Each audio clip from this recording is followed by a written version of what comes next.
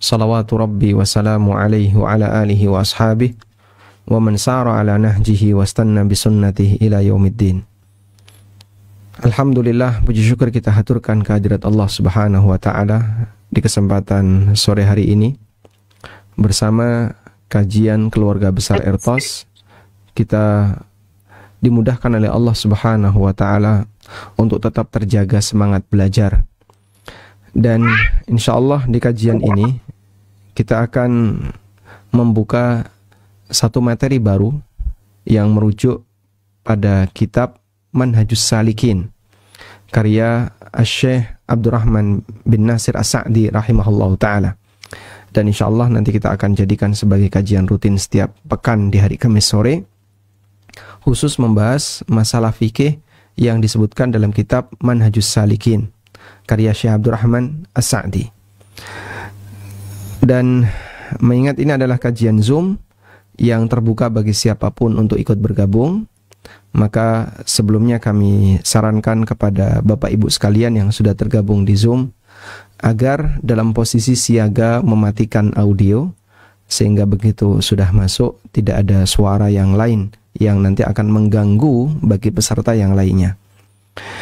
Baik, kita akan membaca terlebih dahulu mengenai bangunan ilmu fikih seperti yang dijelaskan oleh Syekh Abdurrahman bin Nasir As-Sa'di rahimahullah. Kita tahu bahwasanya Syekh Abdurrahman bin Nasir As-Sa'di termasuk di antara ulama kibar, dan beliau di antara guru yang sangat dekat dengan Syekh Ibnu Utsaimin rahimahullah. Beliau menyebutkan di bagian Muqaddimatul Muallif, kata pengantar penulis dari kitab Manhajus Salikin. Bismillahirrahmanirrahim. Wa bihi nasta'in. Alhamdulillah nahmaduhu wa nasta'inuhu wa nastaghfiruh wa natubu ilaih wa na'udzu billahi min syururi anfusina wa sayyiati a'malina. May yahdillahu fala mudhillalah wa may yudlil fala hadiyalah. Wa asyhadu an la ilaha illallah wahdahu la syarikalah wa asyhadu anna Muhammadan abduhu wa rasuluh sallallahu alaihi wa alihi wasallam. Amma ba'du. Saya tidak menerjemahkan kata pengantar di bagian ini karena insya Allah kita semuanya sudah paham yang dimaksud dari kata pengantar itu. Amma ba'du, adapun setelahnya, ini yang disebut dengan faslul khitab. Faslul khitab artinya pemisah pembicaraan, karena dia yang memisahkan antara muqaddimah, hamdalah, pujian untuk Allah, syahadat, dua kalimat syahadat, dengan bagian dari maksud orang yang mau menyampaikan keinginannya, yaitu dia ingin menyampaikan sebuah kalimat di bawah ini. Fahadha kitabun mukhtasarun fil fiqhi. Ini merupakan kitab ringkas dalam bab fikih. Jama'tu fihi bainal masail wad dalail. Aku kumpulkan dengan menyebutkan al-masail, kasus, wad dalail, dan dalil. Kasus, dalil, kasus, dalil. Dan nanti seperti itu. Cara beliau dalam menyampaikan cukup ringkas. Buku ini hanya satu jilid tipis, ya, berisi al-masail wad dalail. Waqtasartu fihi ala ahammil umur, dan aku batasi hanya untuk pembahasan ahammil umur, perkara yang paling penting. Wa a'dhamuha naf'an, dan yang paling banyak manfaatnya, artinya paling sering bersinggungan dengan aktivitas masyarakat. Li shiddatid darurati ila hadzal mawdu', mengingat adanya syiddatud darurah, kebutuhan yang sangat mendesak untuk tema-tema seperti itu. Wa katsiran ma aqtasiru 'ala an-nassi idza kana al-hukmu fihi wadihan. Dan banyak yang saya hanya menyebutkan teks dalil apabila hukum yang terkandung di dalamnya wadihan, sangat jelas. Jadi kalau hukumnya sudah jelas, nggak perlu pengulangan pernyataan pribadi, cukup sebutkan saja dalilnya. Lisuhulati hifdzihi, agar gampang untuk dihafal, wa fahmihi, dan mudah untuk dipahami, alal mubtadi'in, bagi para pemula.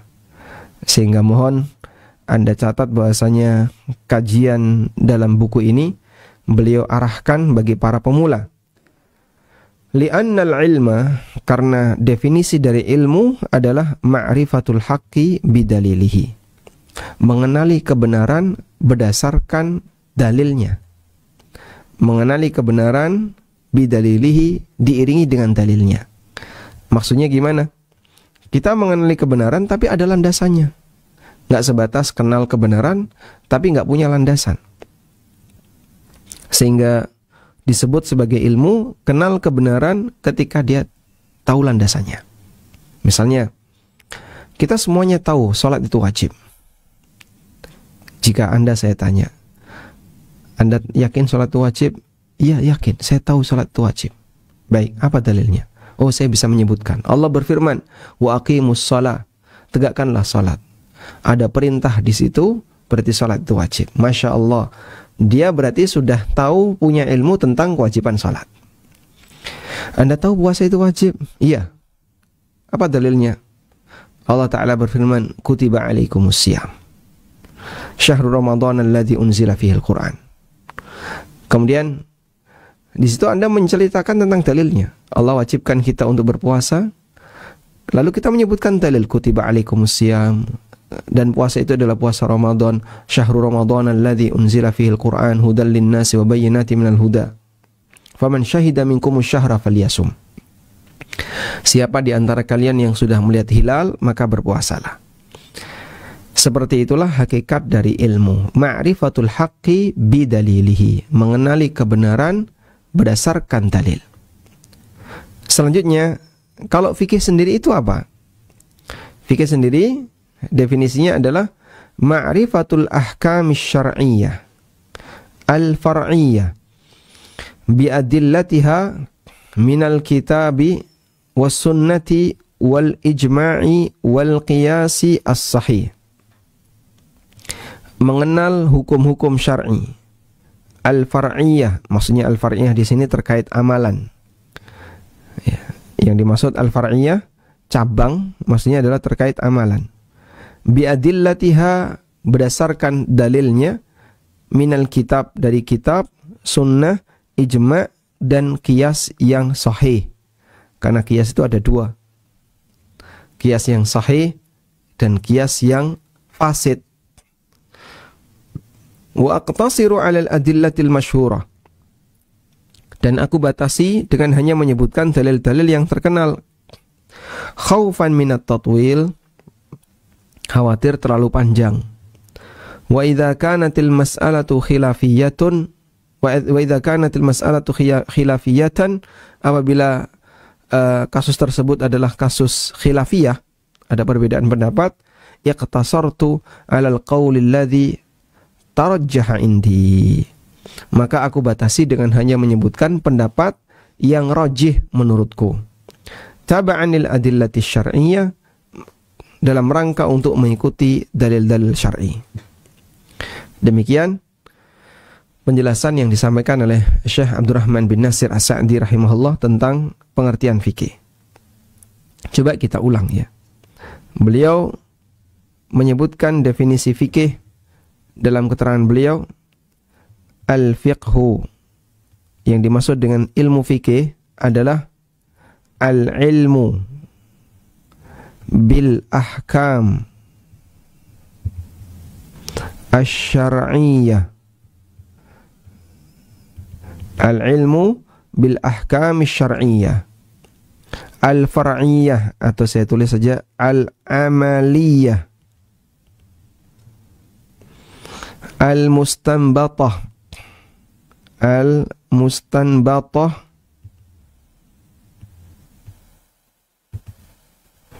min adillatiha at-tafsiliyah, min adillatiha at-tafsiliyah. Jadi ilmu fikih adalah ilmu mengenai hukum syar'i amali yang disimpulkan dari dalil yang rinci. Kita ulang ya. Fikih adalah ilmu tentang Ilmu berarti tentang ya. Hukum syariat terkait amal. Ilmu tentang hukum syariat terkait amal yang al-mustanbatah, disimpulkan. Yang disimpulkan dari dalil-dalil, dari dalil yang rinci. Ilmu tentang hukum syariat terkait amal yang disimpulkan dari dalil yang rinci. Demikianlah definisi dari ilmu fikih. Jadi fikih itu ilmu, maka nggak boleh ngarang.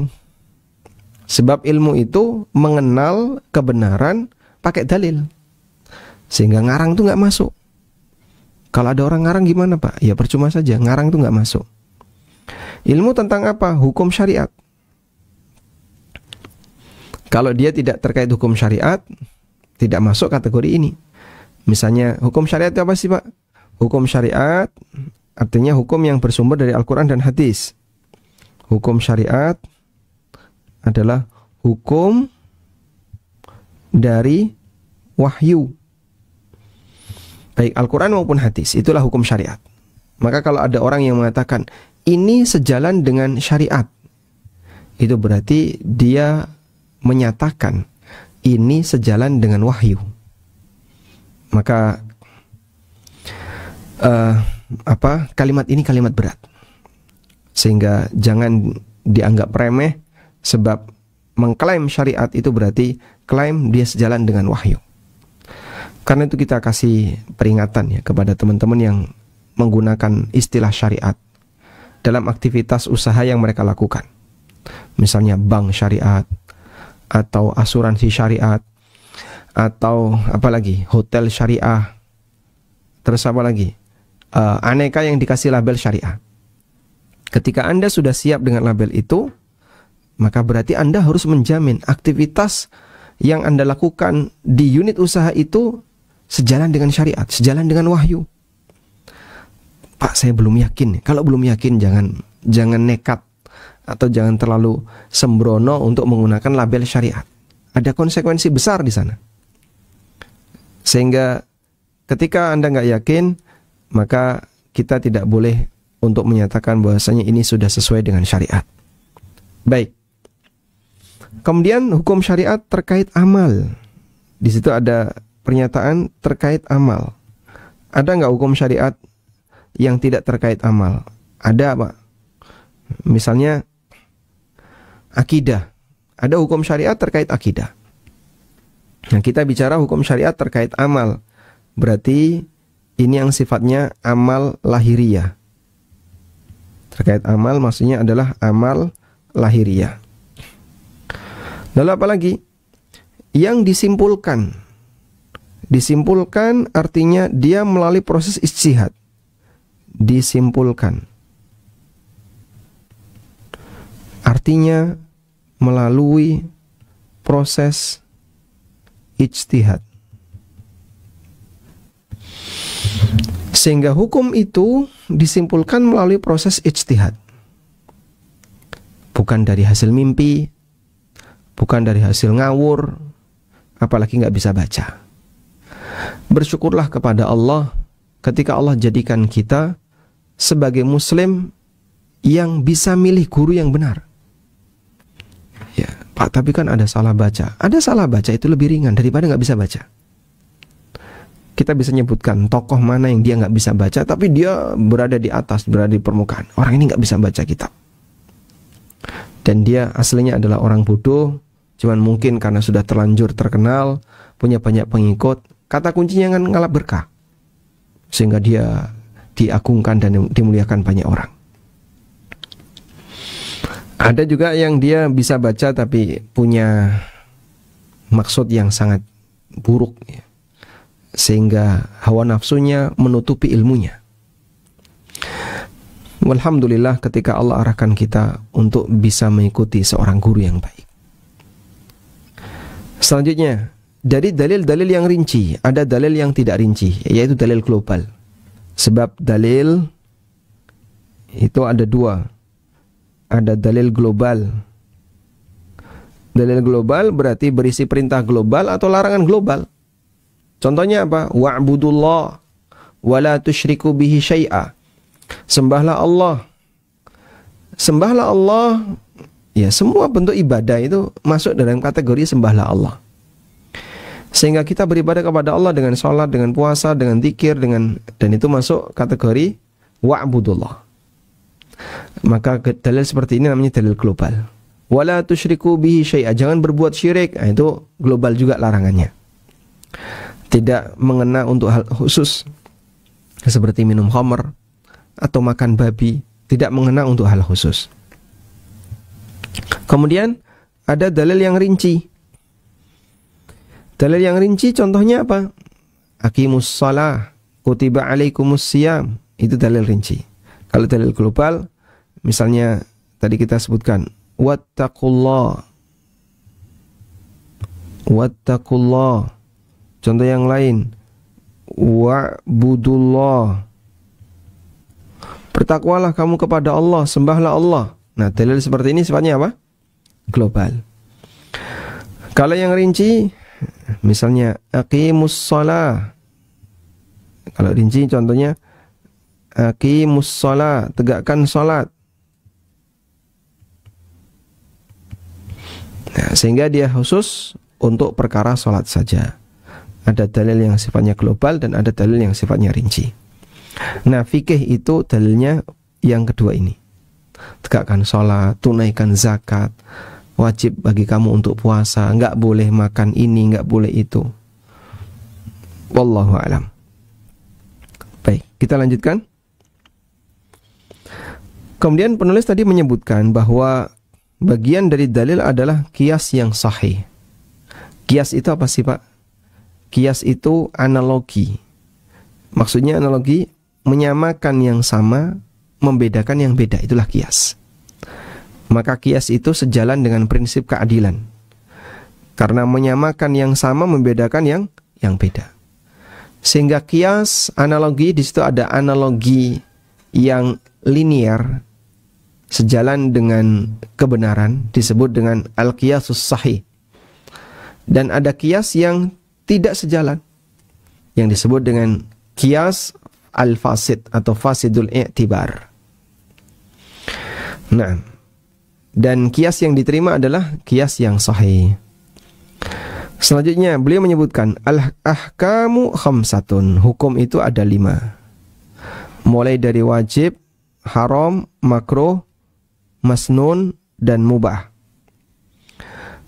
Hukum yang wajib adalah disebutkan oleh penulis wa huwa ma uthiba fa'iluhu wa uqiba tarikuhu, yaitu perbuatan di mana pelakunya dapat pahala dan orang yang tidak melakukannya, orang yang meninggalkannya akan dapat hukuman. Wal haram, sementara yang haram didduhu, kebalikannya. Ma uthiba tarikuhu lillah wa uqiba fa'iluhu, yaitu orang yang apabila meninggalkan perbuatan itu karena Allah dapat pahala, dan bagi siapa yang melakukannya akan dihukum. Kemudian ada hukum makruh. Ma uthiba tarikuhu, orang yang meninggalkan akan dapat pahala, walam yu'aqab fa'iluhu, tapi pelakunya tidak mendapatkan hukuman. Wal masnunu didduhu, sementara yang sunnah adalah kebalikannya. Wal mubahu, sementara hukum mubah, wa huwa alladhi fi'luhu wa tarkuhu ala haddin sawa, yaitu perbuatan yang antara melakukan atau meninggalkannya sama saja. Tidak ada nilai ini lebih baik daripada itu, karena orang dikasih pilihan, mau dilakukan monggo, nggak dilakukan monggo, itulah mubah. Yang penting tidak berlebihan. Sehingga mubah itu nggak ada nilai plus minusnya, kecuali pada 2 kondisi. Coba kita rinci dulu untuk yang mubah. Hukum mubah itu boleh dilakukan, boleh ditinggalkan. Ini derajatnya sama. mau dilakukan, mau ditinggalkan sama. Tapi di situ ada batasan. Dilarang berlebihan. Dilarang berlebihan dalam urusan mubah. Untuk hal mubah berlebihan hukumnya terlarang. Allah Ta'ala mengingatkan, wa kulu washrabu wa la tusrifu. Silakan makan minum tapi jangan berlebihan. Innahu la yuhibbul musrifin. Allah tidak menyukai orang yang berlebihan. Yang kedua, meninggalkan mubah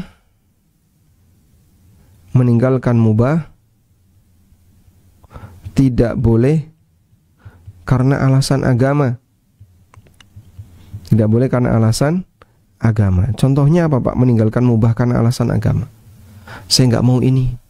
Kenapa? Nanti kalau saya makan saya dosa. Nah, itu tidak boleh. Loh, kok bisa dosa? Allah halalkan kok. Meninggalkan kemudian meyakini bahasanya ketika melakukannya dosa. Padahal Allah halalkan.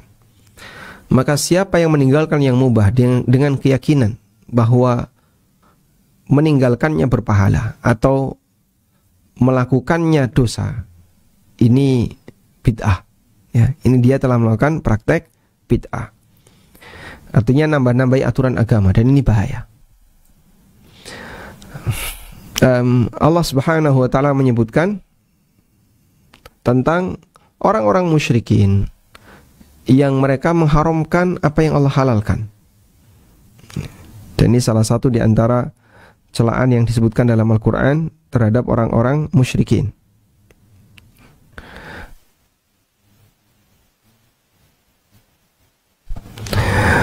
Allah Ta'ala berfirman, Qul man harrama zinatallahi allati akhraja li'ibadihi wat-tayyibati minar rizq. Sampaikan Nabi Muhammad, siapa yang berani untuk mengharamkan perhiasan yang Allah keluarkan untuk para hambanya? Wat-tayyibati minar rizq, dan rizki yang halal. Jadi ayat ini berbicara tentang orang musyrikin yang mereka tidak mau pakai baju ketika tawaf, dengan keyakinan kain ini haram untuk saya pakai ketika tawaf. Atau dia tidak mau makan makanan tertentu, onta tertentu itu nggak mau mereka makan. Ada yang namanya onta bahirah, ada namanya onta ham, dengan keyakinan ini dalam rangka untuk berhala, nggak boleh disembelih, nggak boleh dimakan, biarkan dia nanti mati sendiri. Seperti itu Allah sebut dia mengharamkan rizki yang halal yang telah Allah berikan kepada hambanya. Baik, maka orang meninggalkan yang mubah dan dia punya keyakinan ini adalah berpahala. Praktek seperti ini hukumnya bid'ah. Saya tidak mau makan nasi. Kalau saya makan nasi saya dosa. Kalau saya makan nasi saya dosa. Kalau saya nggak makan nasi saya berpahala. Nah, itu nggak boleh. Nah, kita lanjutkan. Wa yajibu 'alal mukallafi ay yata'allama minhu kullama yahtaju ilaihi fi ibadatihi wa muamalatihi. Wajib bagi setiap orang mukallaf, artinya yang sudah baligh, muslim, untuk mempelajarinya semua yang dia butuhkan, baik dalam urusan ibadah, muamalah maupun yang lainnya. Nabi SAW bersabda, "May yuridillahu bi khairan yufaqihu fid din." Barang siapa yang Allah kehendaki untuk menjadi baik, maka Allah pahamkan dia dalam masalah agama. Muttafaqun alaih. Hadis riwayat Bukhari Muslim. Baik. Selanjutnya, beliau selesai menyampaikan muqaddimah, lalu masuk ke Kitabut Thaharah. Bab tentang thaharah. Tapi sebelum masuk ke situ, kita akan ceritakan terlebih dahulu tentang bangunan ilmu fikih. Bangunan ilmu fikih. Dalam bangunan ilmu fikih itu ada 4 ruangan. Dalam gedung fikih itu ada 4 ruangan. Apa saja itu? Pertama, fikih ibadah.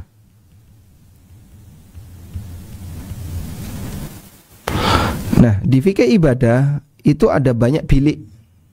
Ada banyak bilik-bilik kecil di sana. Apa saja? Mulai dari toharo. Ya. Jadi di dalam daerah fikih itu ada gedung fikih ibadah. Dalam gedung itu ada ruangan toharo. Ada ruangan sholat. Ada ruangan zakat. Ada puasa, haji. Kemudian tentang ahkam, janaiz. Terus apa lagi yang masuk fikih ibadah? Ada tentang kurban dan akikah. Ini semuanya dibahas dalam kajian fikih ibadah. Baik.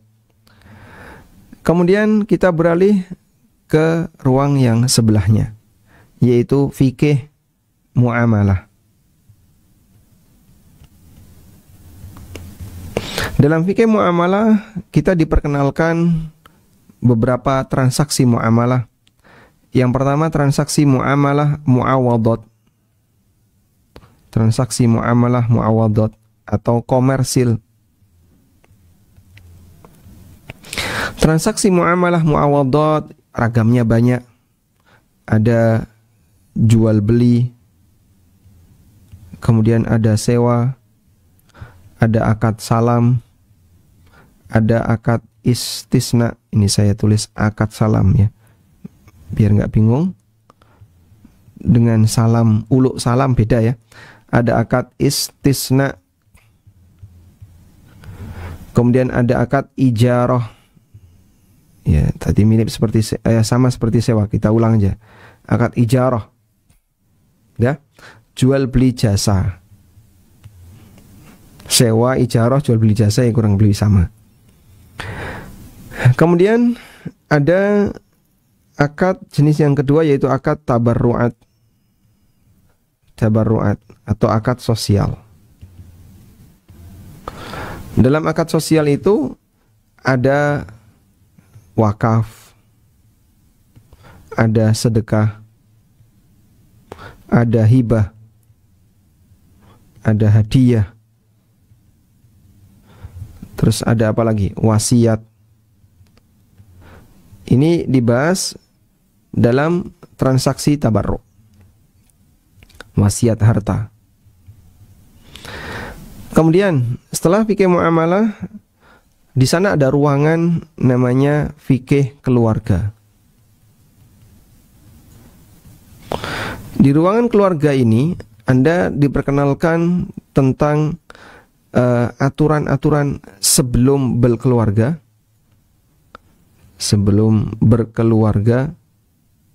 sampai bubar keluarga.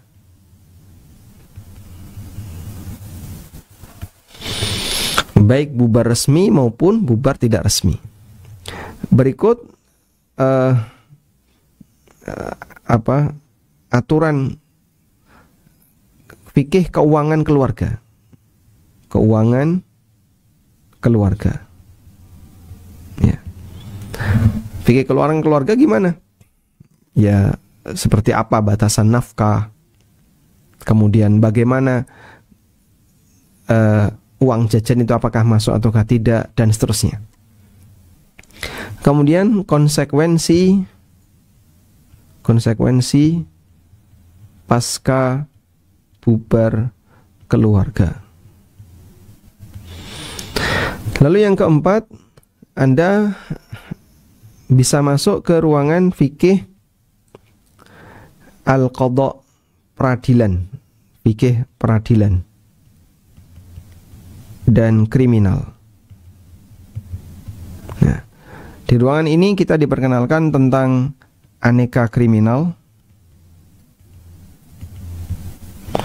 kemudian juga aneka hukuman dalam hukum Islam.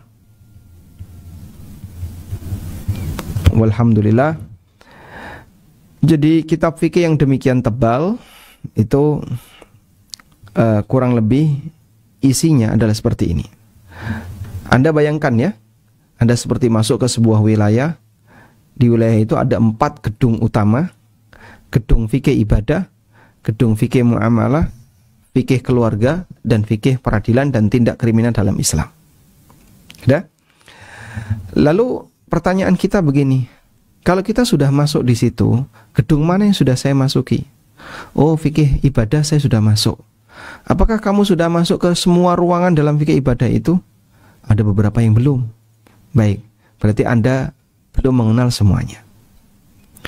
Ada yang masuk ya, kemudian masuk ke ruangan, semua sudah dimasuki ruangannya, tapi nggak detail, nggak mendalam.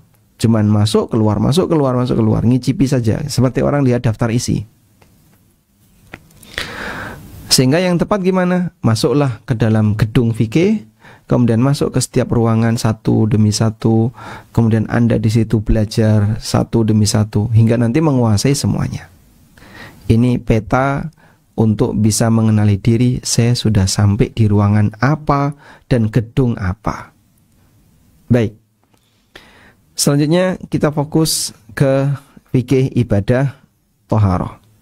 Fikih ibadah mengatur hubungan hamba dengan Allah, dimulai dari thaharah dan seterusnya. Kita akan bicara masalah thaharah. Tentang thaharah. Ada apa dengan thaharah? Penulis menyebutkan di sini. Kitabut Thaharah. Bab tentang thaharah. Qala an-nabiy sallallahu alaihi wasallam. Nabi sallallahu alaihi wasallam bersabda, Bunyal Islamu ala khamsin. Islam itu dibangun di atas 5 pondasi.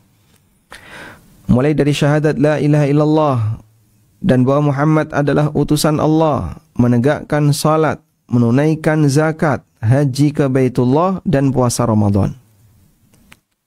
Dan hadis ini dari Ibnu Umar. Anda lihat urutannya, wa hajjil baiti wa shaumi Ramadan. Lalu ada orang yang mengkritik Ibnu Umar, wa shaumi Ramadan wa hajjil bait. Puasa dulu baru haji. Apa kata Ibnu Umar? Hakadha sami'tuhu minan Nabi sallallahu alaihi wasallam. Seperti ini aku dengar dari Nabi sallallahu alaihi wasallam. Redaksi dari Nabi sallallahu alaihi wasallam itu wa hajjil baiti wa shaumi Ramadan. Haji dulu baru puasa. Itu redaksi dari Nabi sallallahu alaihi wasallam. Ya, meskipun urutan ini di posisi haji dan saum bukan berarti berkaitan dengan urutan pengamalan. Karena tentu saja puasa lebih banyak yang mampu daripada haji. Baik, muttafaqun alaih, hadis riwayat Bukhari Muslim. Fa syahadatu an la ilaha illallah. Syahadat la ilaha illallah adalah ilmul abdi.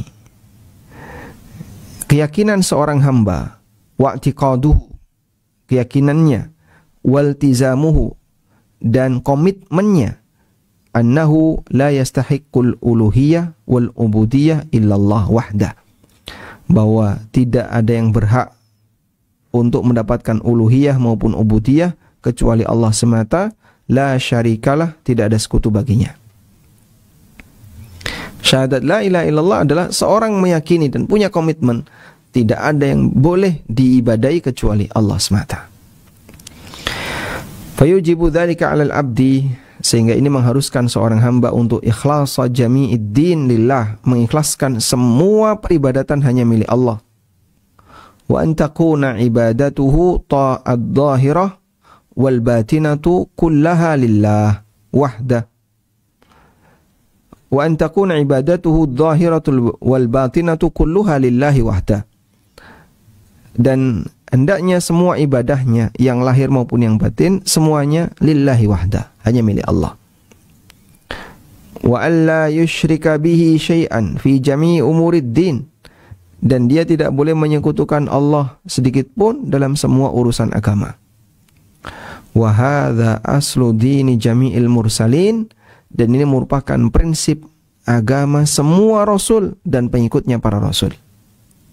Seperti ini prinsipnya. Semua ibadah itu hanya milik Allah. Sebagaimana yang Allah Ta'ala firmankan dalam Al-Quran, وَمَا أُمِرُوا إِلَّا لِيَعْبُدُوا اللَّهَ مُخْلِصِينَ لَهُ الدِّينَ حُنَفَاءَ. Mereka nggak pernah diperintahkan kecuali.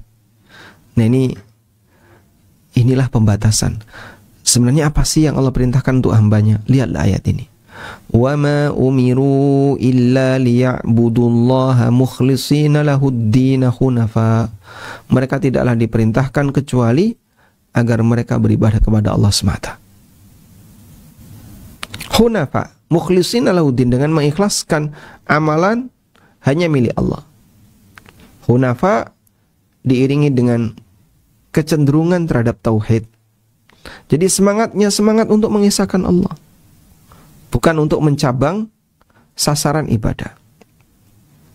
Kama qala ta'ala, sebagaimana firman Allah Ta'ala, wa ma arsalna min qablika min rasulin illa nuhi ilaihi annahu la ilaha illa ana fa'budun.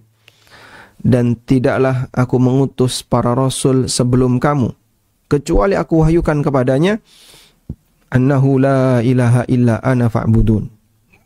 Tidak ada Tuhan yang berhak disembah kecuali aku, kata Allah. Fa'buduni, maka sembahlah aku. Berikutnya makna syahadat bahwa Muhammad adalah utusan Allah sallallahu alaihi wasallam. Artinya seorang hamba meyakini bahwa Allah mengutus Muhammad sallallahu alaihi wasallam ila jami'its tsaqalain, untuk seluruh makhluk yang berakal, yang tinggal di bumi dan mukallaf, diberi beban tugas oleh Allah, yaitu jin dan manusia. Basyiran wa nadhira, sebagai pemberi peringatan dan kabar gembira, mengajak mereka untuk mentauhidkan Allah, mentaatinya dan membenarkan beritanya, mengikuti perintahnya, menjauhi larangannya, dan bahwasanya tidak ada kebahagiaan dan kebaikan di dunia maupun di akhirat illa bil imani bihi, kecuali dengan mengimani beliau dan mentaati beliau sallallahu alaihi wasallam. Wa annahu yajibu taqdimu mahabbatihi, dan wajib untuk mendahulukan cinta kita kepada beliau melebihi cinta kita kepada diri kita, kepada anak kita dan seluruh manusia. Sehingga kecintaan kita kepada Rasulullah sallallahu alaihi wasallam harus melebihi segalanya. Wa anna Allah ayyadahu bil mu'jizatid dalati ala risalatihi, dan bahwa Allah menguatkan beliau dengan aneka mukjizat yang menunjukkan kalau beliau adalah utusannya. Wa bima jabalahu Allahu alaihi minal ulumil kamilah, dan Allah Ta'ala berikan kepada beliau ilmu yang sempurna, yaitu ilmu tentang agama, wal akhlaqil aliyah, dan akhlak yang mulia. Maka akhlak beliau adalah mukjizat. Wa bimastamala alaihi dinuhu minal huda war rahmati wal haqqi, dan kandungan dari agamanya berupa petunjuk, rahmat dan kebenaran, serta kemaslahatan diniyah, keselamatan agama dan duniawi. Wa ayatuhul kubra, dan mukjizat terbesarnya adalah hadzal Qur'anul azim, Quran yang mulia ini. Karena semua nabi ketika meninggal dunia, mukjizatnya berlalu bersama dengan orangnya. Begitu Nabi Musa meninggal, tongkatnya sudah tidak berfungsi, sebagaimana ketika dipegang oleh Musa. Makanya tidak ada orang yang ngejar-ngejar tongkatnya Musa. Di mana tongkatnya Musa yang dulu pernah jadi ular, yang dulu dipakai untuk mukul laut terbelah, yang dulu ketika dipukulkan ke batu memancarkan air. Orang nggak ngejar tongkatnya Musa. Karena itu jadi mukjizat ketika di tangan Musa. Begitu Nabi Musa meninggal, ya sudah, berakhir pula mukjizat tongkatnya Musa.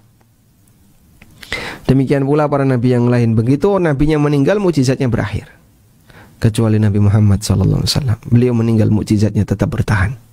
Itulah Al-Quran. Maka kebenaran kenabian beliau ditunjukkan oleh Allah pasca wafatnya beliau. Dalam kurun yang panjang sekali, 14 abad belum hilang. Kita masih bisa merasakan betapa segarnya, betapa jernihnya ajaran Rasulullah SAW. Bima fihi minal haqqi fil akhbar wal amri wal nahyi wallahu alam. Yang isinya adalah berita yang benar dan perintah larangan. Wallahu a'lam. Walhamdulillahirabbil alamin. Kemudian beliau membuat fasal filmiyah tentang masalah air. Nah, secara sederhana di sini sebelum kita membahas tentang itu, coba kita buat keterangan sebagai berikut. Bahwa toharoh di sini penulis menyebutkan toharoh ada dua. Toharoh bilma dan toharoh bibadalihi. Sebenarnya toharoh bisa kita bagi menjadi dua. Toharoh atau bersuci.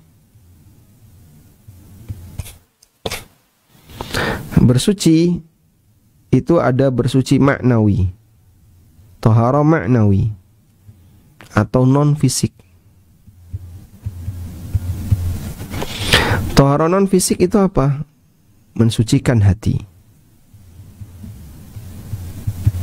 dari noda syirik dan maksiat.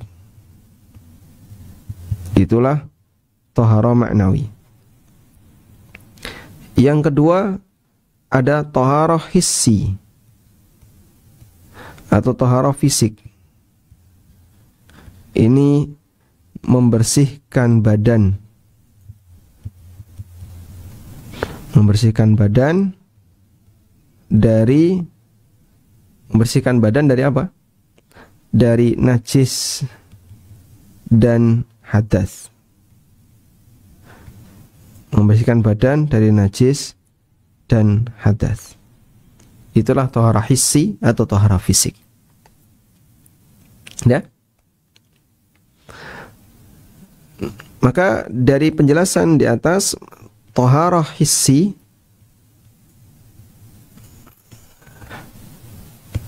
atau toharah yang bisa diindra maksudnya ya. Ini ada bentuknya menghilangkan hadas atau menghilangkan najis. Menghilangkan najis. Kemudian yang kedua ada yang bentuknya menghilangkan hadas.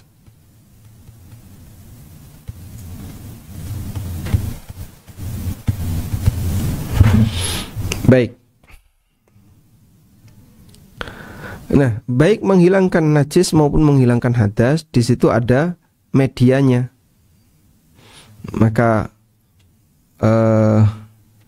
materi pelajaran toharoh,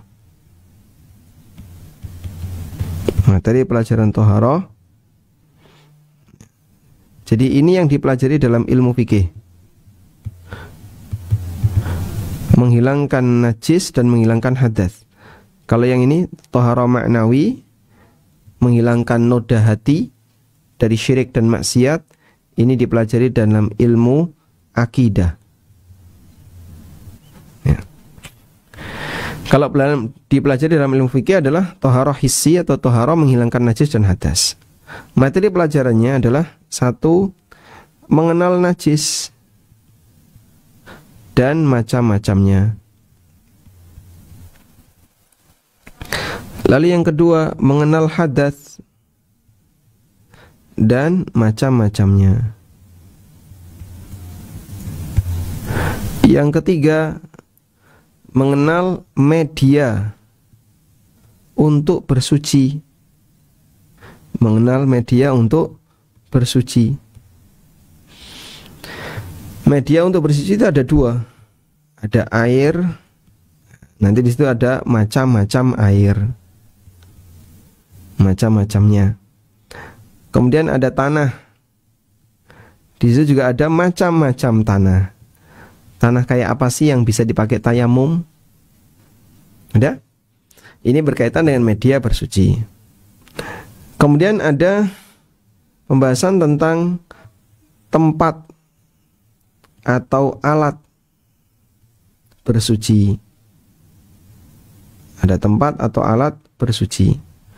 Maka di situ kita belajar tentang bejana, hukum tentang bejana, hukum seputar bejana. Nah, mungkin kalau Anda membaca buku fikih kok pembahasan tentang bejana. Bejana artinya wadah ya. Ini kenapa sih Pak bahas bejana? Ya karena itu kaitannya dengan wadah atau alat untuk bersuci. Nah, selesai membahas tentang bejana, kita membahas tentang nomor 5 ya. Membahas tentang tata cara bersuci. Nah, tata cara bersuci ada bersuci dari najis. Dari najis.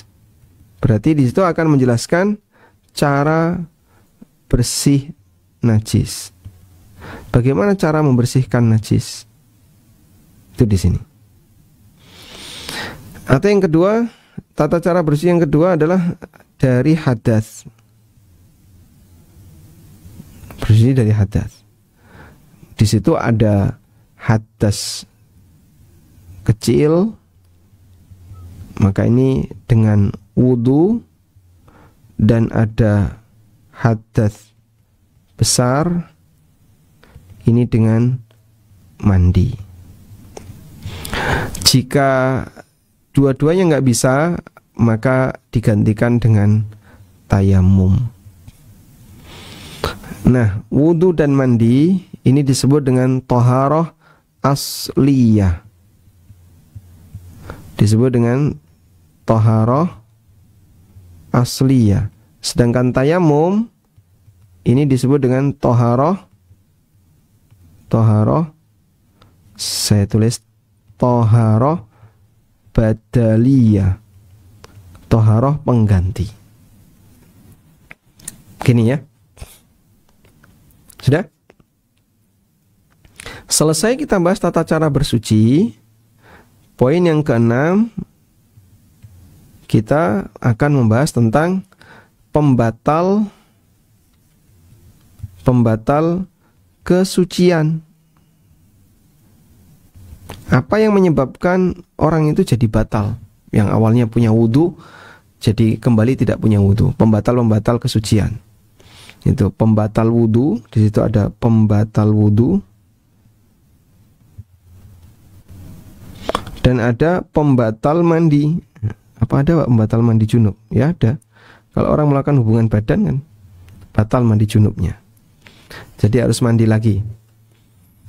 Nah, jadi kurang lebih seperti ini peta kita belajar toharoh. Dan Masya Allah, dengan seperti ini pun sudah banyak sekali. Lalu ada pembahasan tentang adab. Nah, pembahasan tentang adab ini adalah adab saat buang air, saat di tempat najis, kemudian saat buang air. Itu dibahas dalam kitab Thaharah. Karena orang ketika buang air, di situ ada beberapa adab dan itu dicantumkan dalam pembahasan kitab Thaharah. Nah, jadinya Anda sudah bisa ngukur ya. Saya sudah sampai mana ya perjalanan saya. Jadi saya masuk ruang Thaharah, ternyata ada banyak sekali rak-rak buku di situ. Buku apa yang sudah saya baca di ruang Thaharah ini? Saya sudah pernah mengenal najis dan macam-macamnya, walhamdulillah. Ya. Saya sudah pernah mengenal hadas dan macam-macamnya, walhamdulillah. Karena najis itu banyak sekali ya. Najis yang keluar dari manusia, baik laki maupun perempuan. Nanti kita bahas tentang haid. Itu panjang sekali. Lalu saya sudah mengenal media untuk bersuci, air dan macam-macamnya, tanah dan macam-macamnya. Nah, kalau kita sudah mengenali ini, berarti Anda sudah paham tentang bab masalah toharoh. Insya Allah di pertemuan berikutnya nanti kita akan detailkan satu-satu ya, dengan mengikuti alur yang ada dalam buku Manhajus Salikin. Baik, demikian. Semoga yang kita bahas ini bermanfaat. Wassallallahu ala nabiyyina Muhammadin wa ala alihi wa sahbihi wasallam.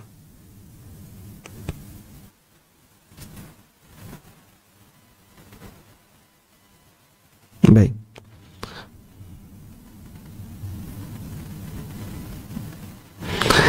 Baik, mungkin untuk sementara kami tidak membuka tanya jawab karena kajian kita selesai sampai jam 4:30 untuk sesi hari ini. Mengenai materi berikutnya atau sesi berikutnya, tunggu pengumuman dari panitia. Demikian yang bisa kita sampaikan, semoga bermanfaat. Wassallallahu ala nabiyyina Muhammadin wa ala alihi wa sahbihi wasallam. Wa akhiru da'wana alhamdulillahi rabbil alamin. Wassalamualaikum warahmatullahi wabarakatuh.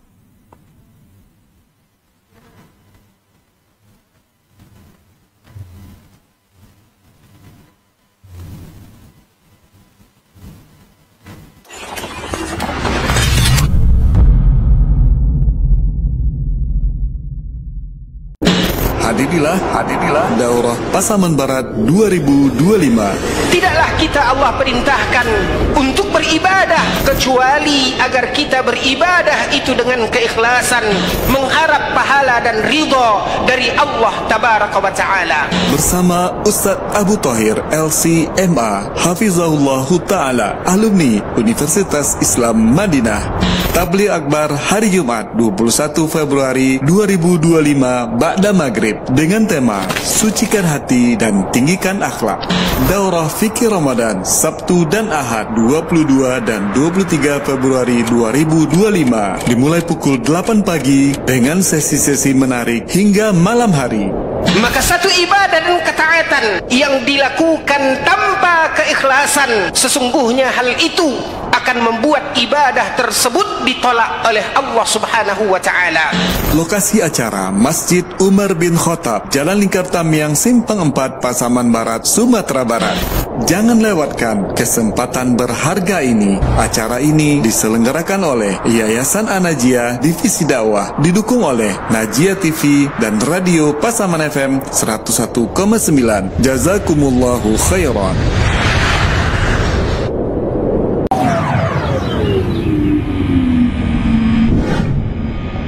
يا أيها الذين آمنوا أنفقوا من طيبات ما كسبتم ومما أخرجنا لكم من الأرض ولا تيمموا الخبيث منه تنفقون ولستم بآخذيه إلا أن تغمضوا فيه واعلموا أن الله غني حميد الشيطان يعدكم الفقر ويأمركم بالفحشاء والله يعدكم مغفرة منه وفضلا والله واسع عليم يؤتي الحكمة من يشاء ومن يؤت الحكمة فقد أوتي خيرا. Bismillahirrahmanirrahim. Alhamdulillahirabbil alamin. Wassalatu wassalamu ala Rasulillah Muhammadin wa ala alihi wa sahbihi wa mawala wa ba'd.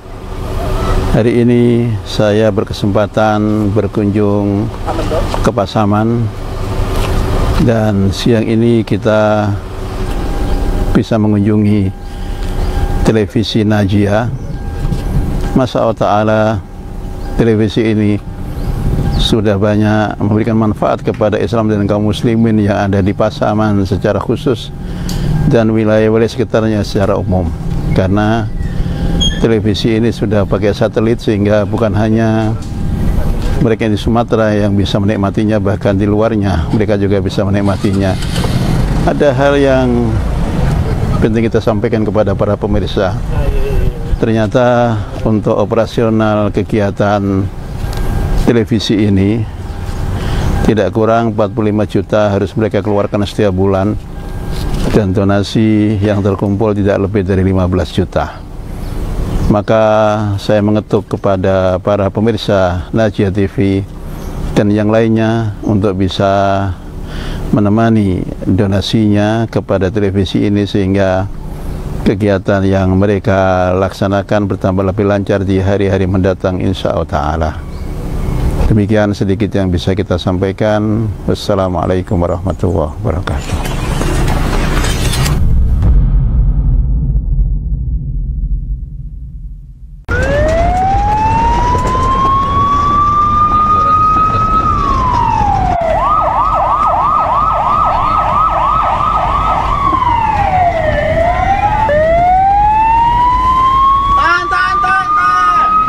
Bismillahirrahmanirrahim. Assalamualaikum warahmatullahi wabarakatuh.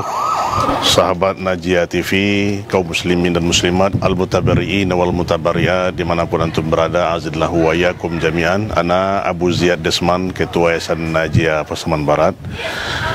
Saat ini Ana menyampaikan kepada kita semua, di Pasaman Barat hari ini adalah sebuah daerah yang dimana rawan dari terjadinya musibah bencana, apakah musibah tanah longsor, musibah banjir, dan juga musibah-musibah lain yang gempa bumi yang terjadi beberapa yang lalu, dan juga akses dari kaum muslimin yang sangat susah mendapatkan pengadaan dari ambulan, ketersediaan ambulan yang sangat terbatas di Kabupaten Pasaman Barat, di mana jarak tempuh rumah sakit dari kota Pasaman Barat ini dari Sepangpat ke Padang itu menempuh kurang lebih 3,5 jam, sementara ketersediaan ambulan sangat minim sekali. Nah, melihat kondisi ini, kita dari Yayasan Najia bermaksud untuk membantu kaum muslimin, untuk memberikan pelayanan kepada mereka dengan ambulan gratis yang kita sediakan untuk mereka melayani kebutuhan mereka dalam membawa keluarga mereka yang sakit ke rumah sakit, ya, dalam pengobatan, dan juga di daerah-daerah bencana yang sangat urgen untuk kita adakan.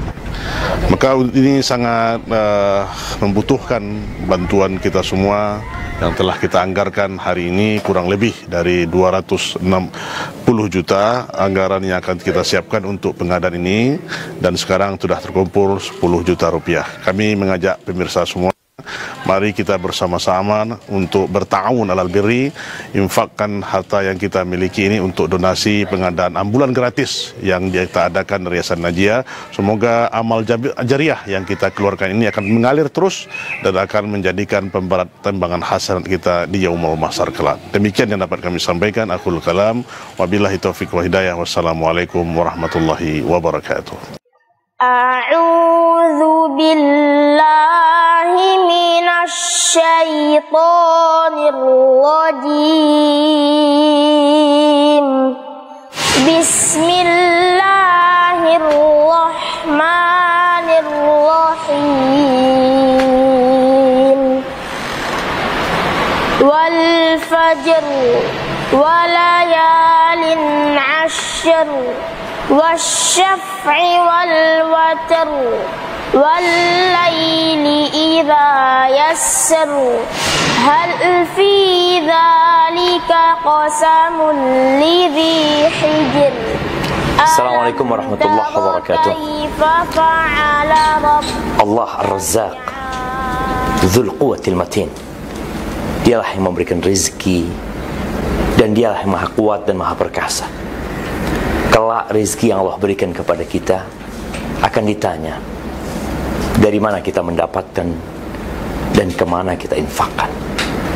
Alhamdulillah, Yayasan An-Najiat membangun sebuah pesantren dengan nama Ma'had Al-Afaf, ya, yang berada di Pasaman Barat. Ana rasa ini menjadi salah satu tempat bagi kita untuk menginfakkan harta kita di sana. Dan yakinlah, mana qasad sadaqatun min mal, sedekah itu tidak akan mengurangi harta kita. Bismillah, alhamdulillah, wassalatu wassalamu ala rasulillah, haula wala quwata illa billah. Para pemirsa dan para muslimin yang dimuliakan Allah Subhanahu wa taala, saat ini saya sedang berada di lokasi pembangunan Ma'had Al-Afaf di Pasaman Barat yang sedang berlangsung pembangunannya. Ada pembangunan masjid dan juga pembangunan asrama, pembangunan lokal, dan juga rumah para pengajar.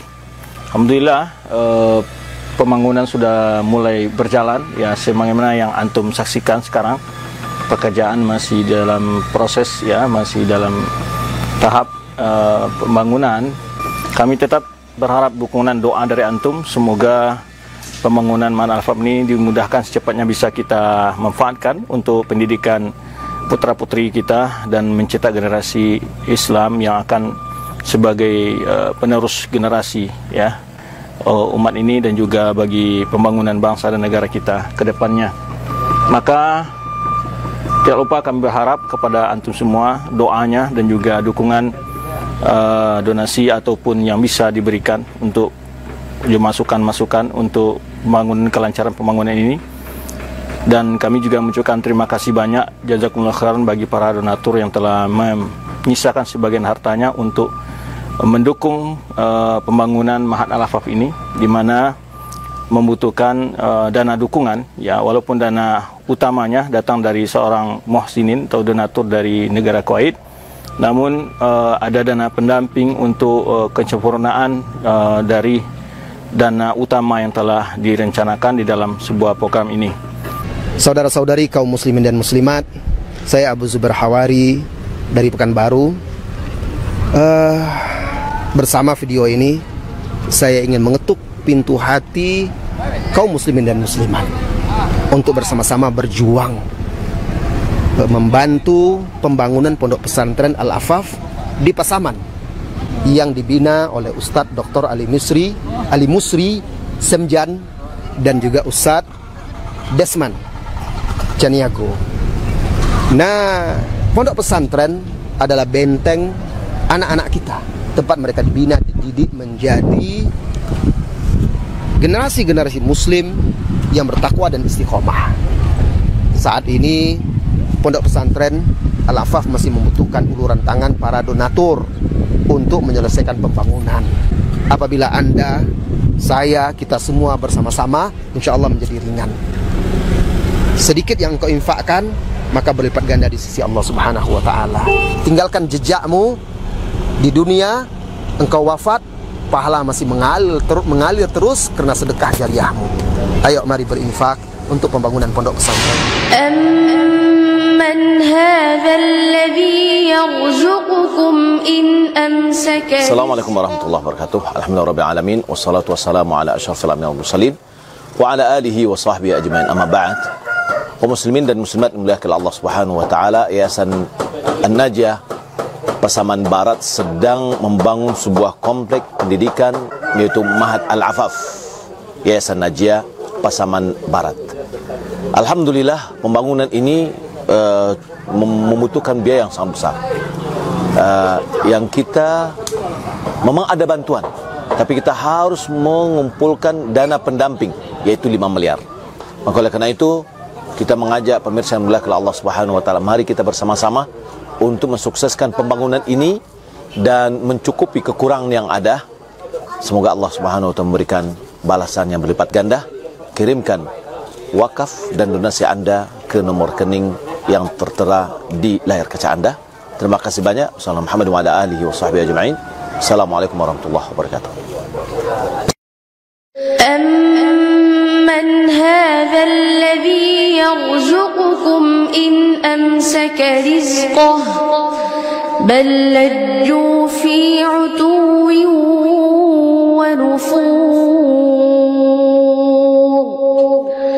Afaman yamshi mukibban 'ala wajhihi ahda amman yamshi sawiya amman yamshi sawiyan 'ala siratin mustaqim. للمتقين مفازا حدائق وأعنابا وكواعب Assalamualaikum warahmatullahi wabarakatuh. Kaum muslimin, kaum muslimat yang dimuliakan oleh Allah Azza wa Jalla, Yayasan An-Najiyah di Pasaman Barat membutuhkan bantuan donasi Anda untuk menyelesaikan proyek pembangunan pesantren yang mendidik anak-anak kaum muslimin, kaum muslimat yang ada di Sumatera Barat dan provinsi yang berada di sekitarnya.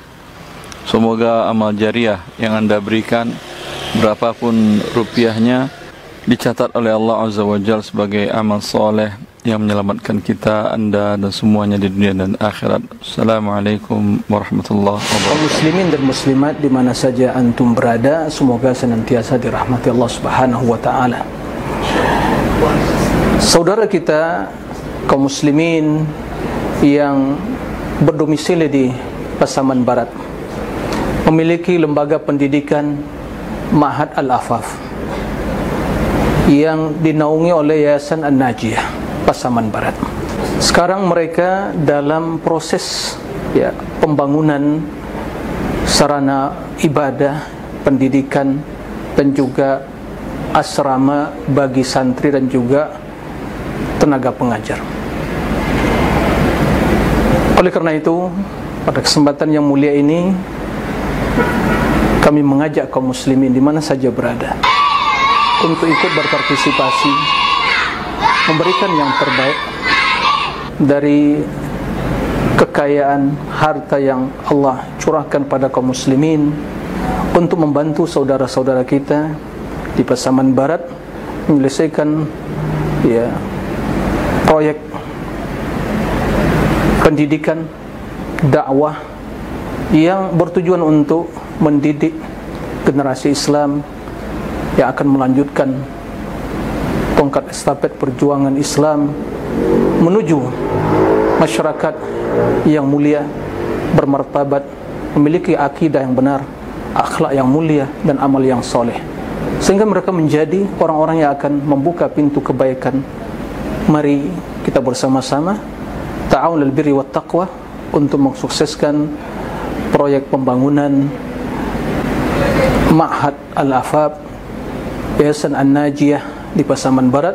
Semoga Allah Azza wa Jalla membalas yang sedikit dari harta yang kaum muslimin donasikan, membalasnya dengan berlipat ganda yang akan menjadi tabungan akhirat kita semua di akhirat kelak.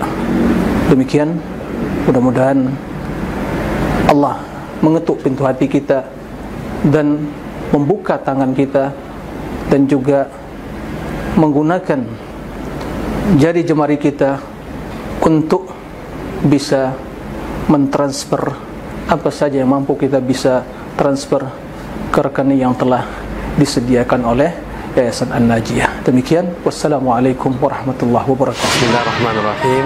Assalamualaikum warahmatullahi wabarakatuh. Alhamdulillah Rabbil Alamin, wassalatu wassalamu ala asrafil anbiya'i wal mursalin, Nabiyyina wa Rasulina Muhammadin wa ala alihi wa ashabihi wa man tabi'ahum bi ihsanin ila yaumiddin. Saudara-saudari kaum muslimin, kaum muslimat dimanapun berada, yang semoga senantiasa dirahmati dan dimuliakan oleh Allah Subhanahu wa ta'ala. Kita hidup di dunia dalam proses perjuangan dengan segala yang kita miliki, dengan tenaga, dengan waktu, dengan harta. Dan dengan harta, Al-Quran banyak berbicara, menganjurkan, mendorong kita untuk menyediakan harta kita, mempergunakan harta kita, walau seminimal berapapun kita punya. Kita diperintah oleh Nabi SAW untuk menjauh dari neraka. Kata Nabi, fattaqun nar walau bisyikki tamrah. Takutlah neraka walau hanya dengan sebelah dari satu butir kurma yang kamu punya.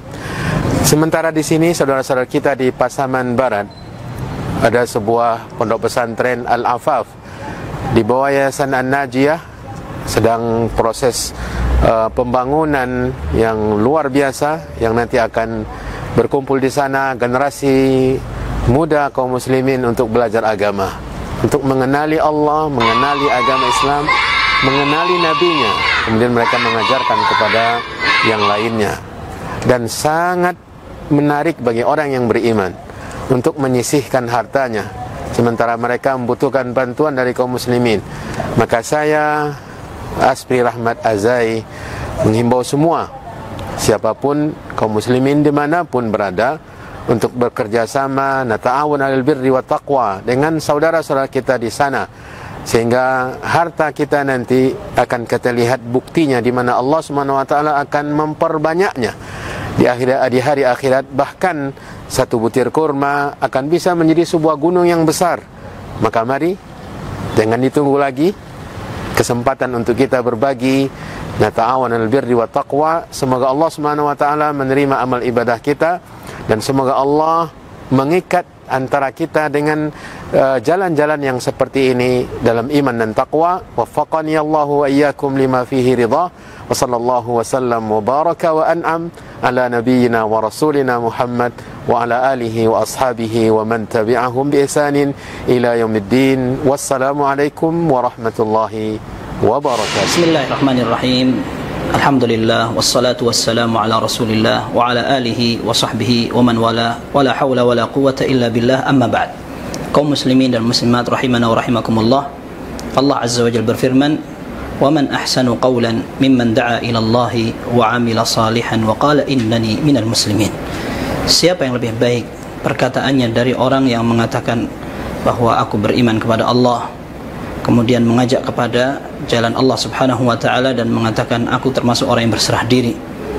Dan di antara cara dan metode terbaik untuk mendakwahkan adalah mengarahkan, mendidik anak-anak kaum muslimin untuk diajarkan agama dan juga ilmu-ilmu kepada mereka. Mereka adalah pemuda yang siap mengemban tugas dan bisa lebih baik dari generasi sebelumnya. Pesantren Al-Afaf, Yayasan An-Najiyah Pasaman Barat berkomitmen untuk merealisasikan hal itu. Kini mereka dengan beberapa tenaga pengajar dan juga dipimpin oleh Ustadz Disman dan juga Ustadz Ali Misri Semjan Putra berusaha untuk merealisasikan cita-cita tersebut.